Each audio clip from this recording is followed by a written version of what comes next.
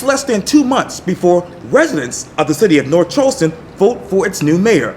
I sit down one-on-one with one of the mayoral candidates, Pastor Thomas Dixon, for the special edition of Quintin's Close-Ups.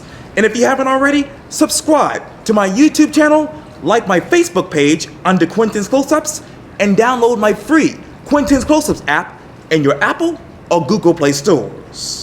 Pastor Thomas Dixon. Quintin, Washington. Well, welcome back to Quintin's Close-Ups. Oh, it's an honor and a pleasure to be back with you. Thank you, my friend, for inviting me. You're welcome. Obviously, you're running for mayor of North Charleston. Yes, sir. When you're going door to door with people in North Charleston, how are you describing Thomas Dixon? To be honest, I haven't done a door-to-door canvass. I think that we're in a day and age where we need to reevaluate that door-to-door canvass situation, because we have people that will be put in harm's way by going door to door. I have a lot of friends and supporters who want to do door-to-door canvassing, but I can only send them into certain areas. Now, for me personally, of course, I meet and see people every day, not just with the campaign, but even before the campaign. And when I see them, one thing that they usually want to know is, why do you do what you do? And I get a chance to tell them, it's because of, one thing, the wrongdoing, the years of wrongdoing that I did to my community that led to tearing it down, that once I had that redemptive moment in 2001, that changed me forever. I felt the need to give it back, to try to right the wrongs of my history. So, who is Thomas Dixon? It's just this guy who wants to make a better world, wants to see things that can be done to help people done. And after trying to discuss those things with those who have the power to make those changes and not seeing them happen, as a matter of fact, to be openly rejected by those same people that have the power to make the change, I decided to be that power to make the change. You talk about having a better world. How could you make a better North Charleston if you're mayor? Well, we sit in the North Charleston right now. The statistics prove it out that 2 out of the last 3 years, we had a per capita gun rate higher than the city of Chicago. We have 8 of the worst schools in South Carolina, situated in North Charleston. North Charleston sits 50% above the poverty level, the national poverty level, even though we bring in more revenue than any other city in the state. Those are the things right there, just those, without even talking about the housing issue, accessible housing issue, and how people are being forced out of their homes and flooding and things of those sort, that should have been and could have been addressed by the current administration over a 25-year period of time, especially with the raw tapestry that they had, that the administration had when it moved into office 25 years ago after post-Hurricane Hugo. Those are things that can be fixed, that can be addressed and can be fixed in order for the people of North Charleston to really be able to experience the American dream. Throughout North Charleston right now, we have many people who have lost hope over time.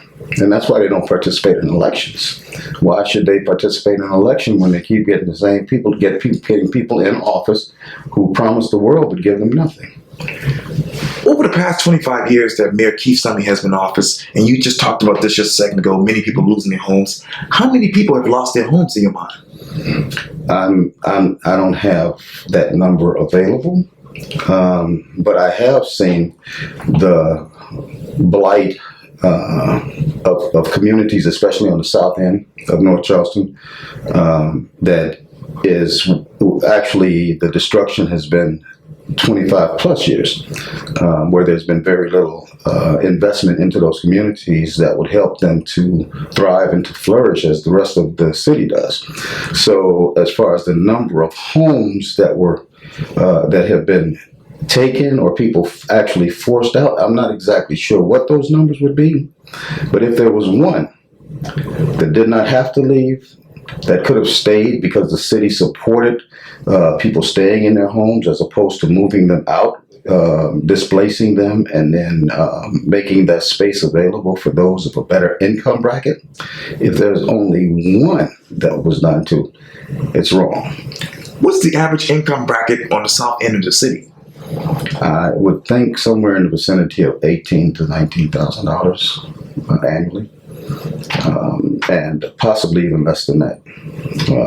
If we look at the condition of North Charleston, the southern end of North Charleston, these are conditions that rivals at some places they appear to rival third world countries, but at a better level. The condition of the homes, condition of the streets, there's little small recreational centers that are there, the lack of opportunity, economic opportunity, jobs and things of that sort, and the lack of food sources in that area. There's so many different contributing factors to the problems on the south end that should have been addressed over the years that would have prevented the people on that end from being in the condition they're in right now. So, you talk about that food source. What is the ideal food source right now for the south end? Jenkins and Fresh Future Farms is the ideal food source. But instead of the city funding her and her endeavors to bring fresh produce and actual a commercial spot where people could actually have access to quality food, instead of them supporting that, they've actually said, okay, we'll charge you. We want thousands of dollars from you for this place. And we know that this city has supported different endeavors for a minimal amount of money. So I don't understand, knowing the condition and this being a food desert the way it is, and with her passion for supplying fresh vegetables to our community, the city should have gotten behind that and funded whatever she needed, especially knowing that they had not replaced the food store that closed many years ago. This was an ideal opportunity for the city, the mayor, to partner up with a local entrepreneur who was enriching the community, especially health-wise, but they didn't do it. Why the politics? For me? When it comes to help, as you mentioned, helping an entrepreneur. I think that's really the problem. Politics. I think that is the problem. You say, why the politics? It doesn't have to be the politics. It should be care and concern for anybody and everybody. We shouldn't wind up involved in a political protocol or a favoritism or something of that sort when it comes to helping people, when it comes to making sure that people are fed properly and enriched in their health, which actually turns our the drain on our community, our medical community, when we're helping our people to eat right and to live right.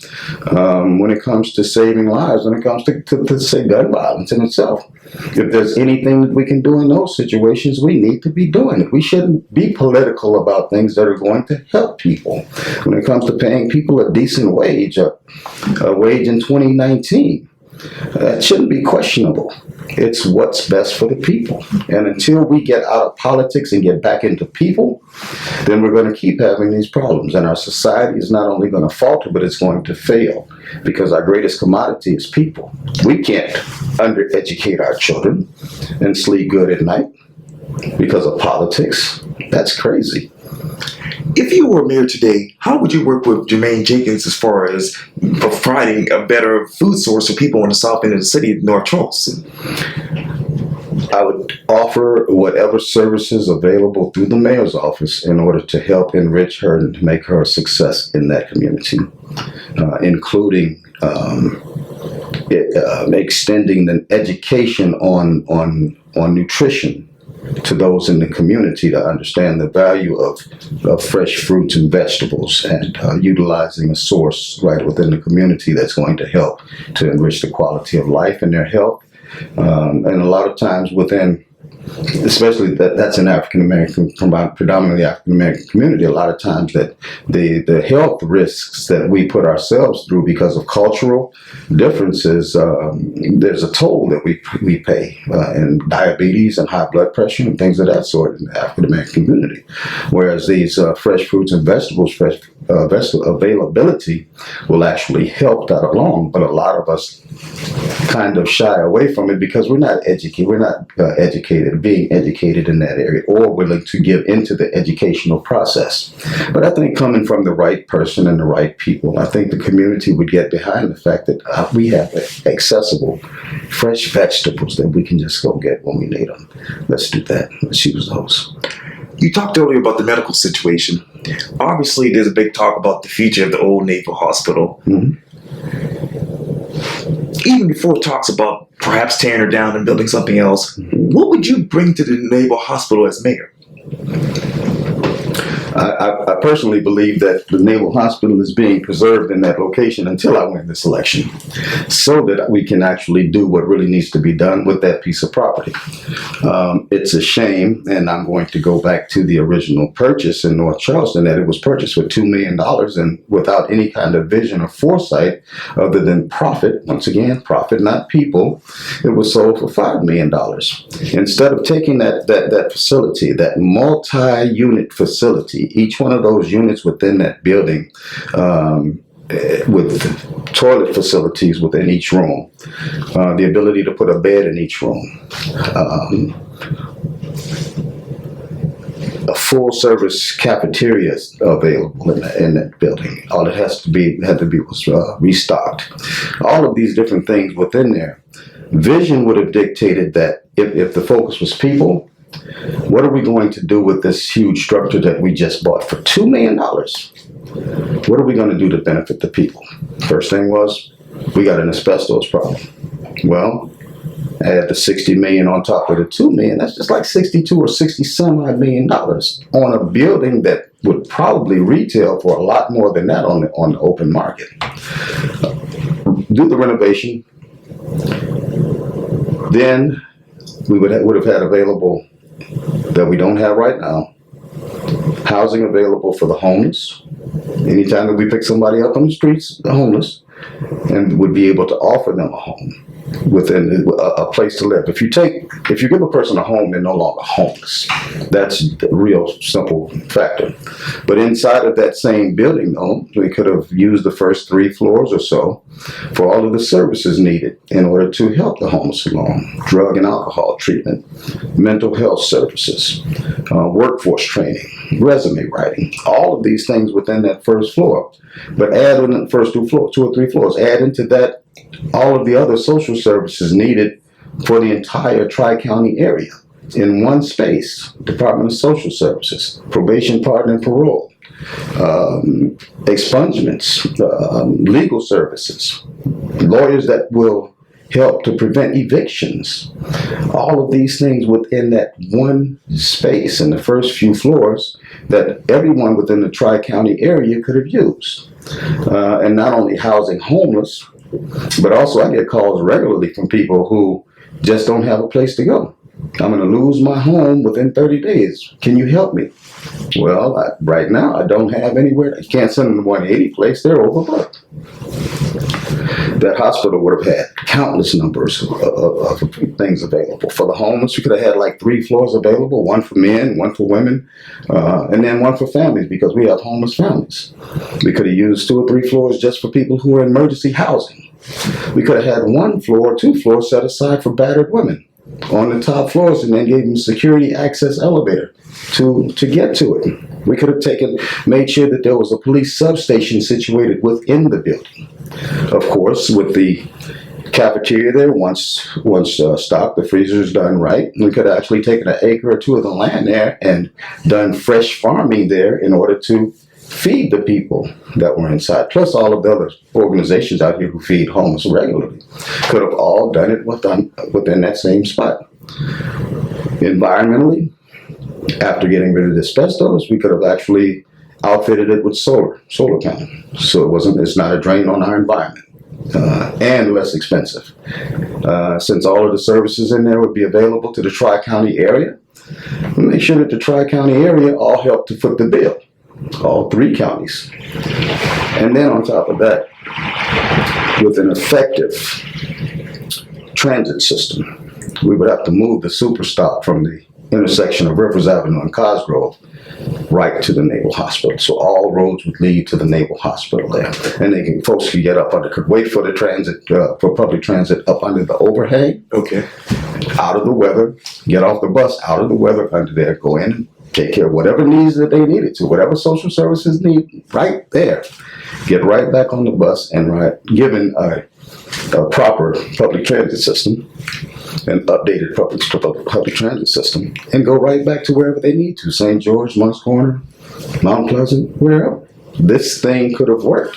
Then, because there are barracks right there on the property also, we could have redone the barracks and actually housed the employees that work inside of the Naval Hospital building right there for a drastically reduced price rent, and they just get up and walk to work. Those are some things that my vision for Naval Hospital would include. What vision do you have? What vision do you think North Charleston has for this old Naval Hospital? I can only speculate because I'm not sure. I haven't seen the plans, although I will see the plans. I think that it's part of the redevelopment. I think that they're going to utilize that space in order to remove the building and to replace to redevelop that entire area with upper middle income bracket housing.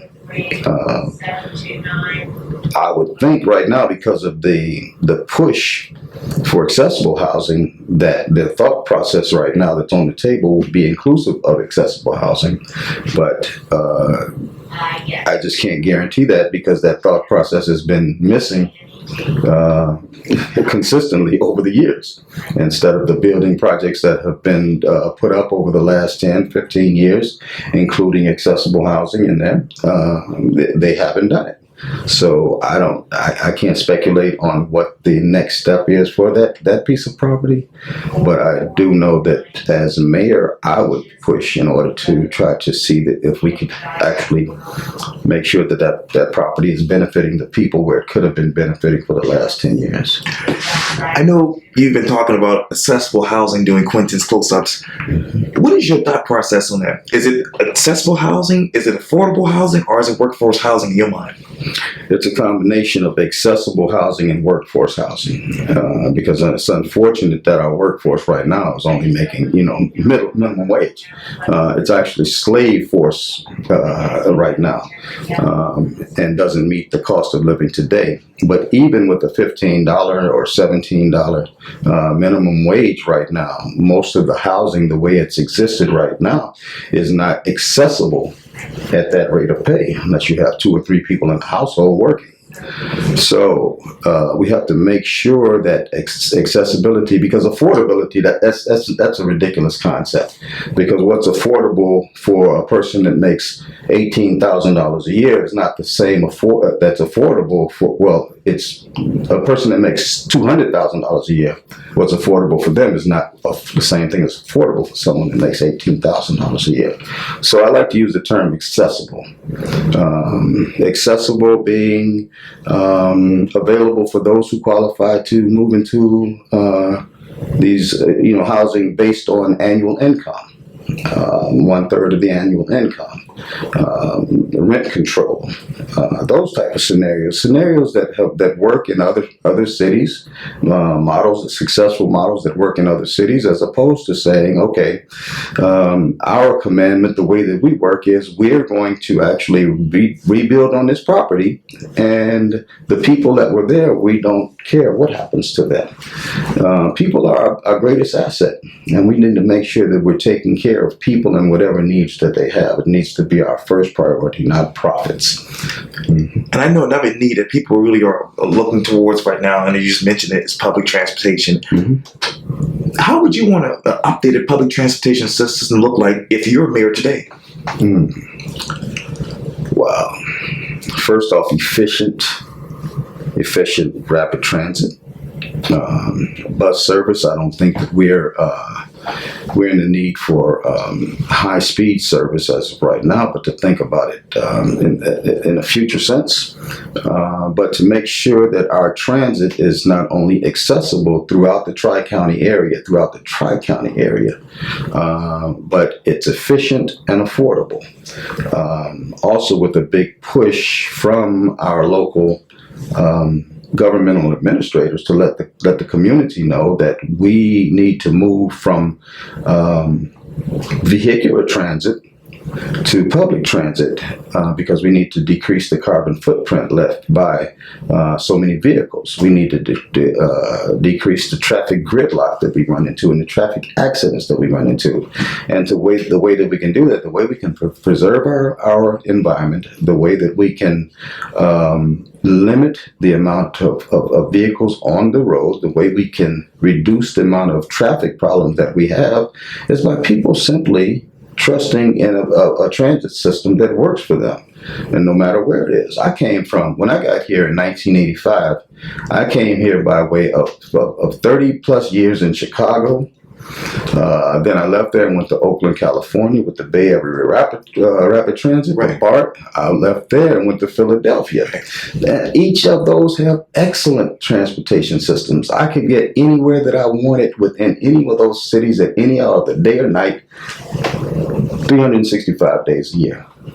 I got here, I was in a culture shock. And this was in 85. And I'm saying, where am I at? When I got here in 85, at the age of, I was about 35, I think, something like that then, I didn't even have a driver's license. I had never had a driver's license in my life. I didn't need one in Chicago. You're kind of like me.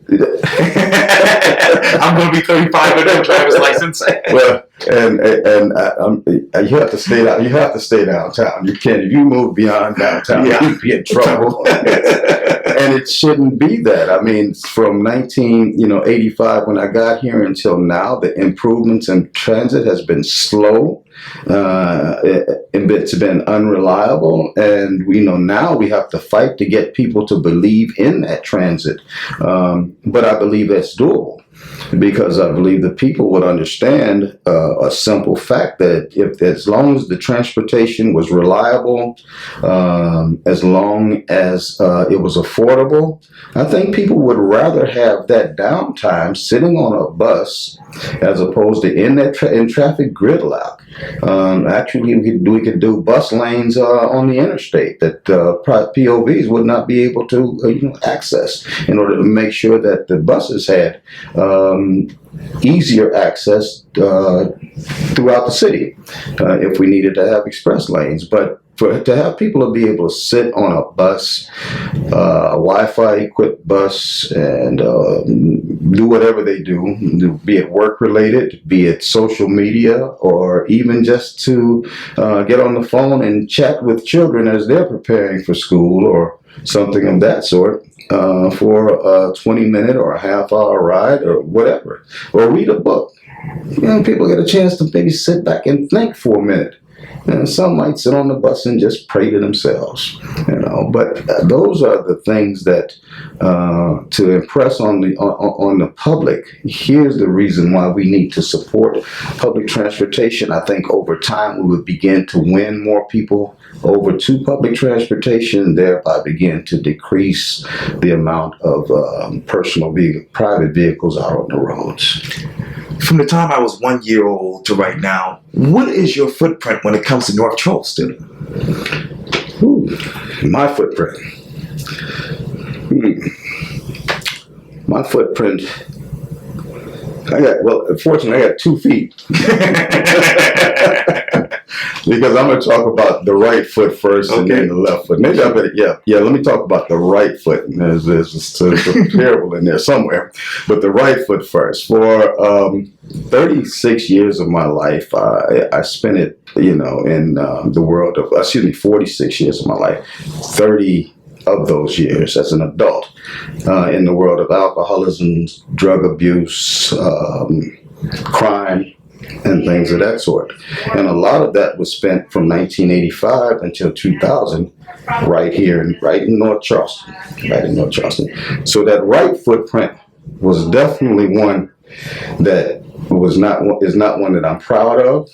and one that gave me an insight into a lot of the areas that people experience every day, such as drug addictions and alcoholisms and minimum wage and things of that sort.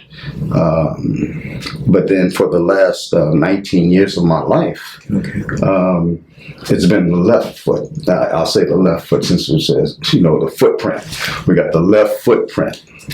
And that left footprint has been one of public service and advocacy in every area of social justice that we can think about. I've been on the battlefield trying to keep people from, dying because of gunfire. I've been in our school system in a district that has 8 of the worst schools in North Charleston itself. I've been fighting for quality public education, one of the founding members of the Quality Education Project, and also was one of the earlier advisors with CAGIP when they came. I've been out on strike lines across this good city of North Charleston and Charleston with the Fight for 15. I've been in the fight to unionize Boeing. And I've been in board meetings at Medical University of South Carolina trying to get the conditions for workers there improved. Conditions that unfortunately right now are worse than they were in 1969 that led to the hospital workers strike. When it comes to social justice here in this area, in North Charleston, that footprint that I have is unmistakable.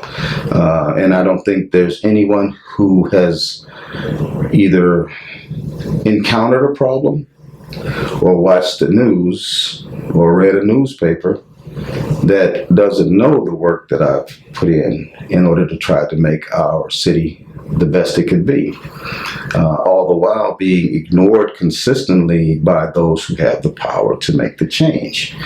And so after all of these years, after 19 years coming out of the prison system in 2001, and I started working trying to reduce recidivism and dealing with prison reform, and that evolved into dealing with trying to end gun violence, which ultimately led to me being named to the Brady Campaign to Prevent Gun Violence National Board of Directors and being recognized by the National Bar Association, to all of the different areas that I work as far as social justice in order to try to make our community a better place. But that has led me to make the decision that if I cannot convince the powers that be who have the power to make the change for the people, then I need to be the change that I want to see.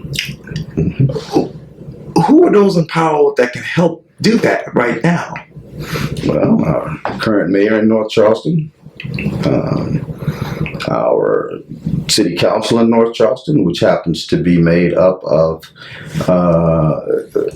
a lot of supporters. We have this system, this strong mayor, weak council system of government in North Charleston, and many people say that the other side of that governing system is a strong council, weak mayor system. I think either one of those is counterproductive to the people. As long as we get this thought stuck in our mind, it's either strong mayor, weak council, or strong council, weak mayor, and that's the only way we can go. I think we need to return the power of city government to the voice of the people and the will of the people. And for far too long, we have in North Charleston a city government with a strong mayor, weak council, where whatever they decide goes. There's backroom conversations where the people are not included. There's a lack of respect for the input of the same people who they were elected to serve and respect and protect. And we need to get back to that. This current administration has had 25 years to take care of the entire community, not some of the community. And unfortunately, some of the council members have been there 30 years. It's time to get people in place in North Charleston whose only priority, if they're elected officials, are working for the people. They need to be of the people, by the people, and for the people. Not of the mayor, by the mayor, or for the mayor. Not of the council, by the council, or for the council. But the people. And until we get back to that, we're going to continue to see some people left out while other people are left in. And that's the problem that we have right now.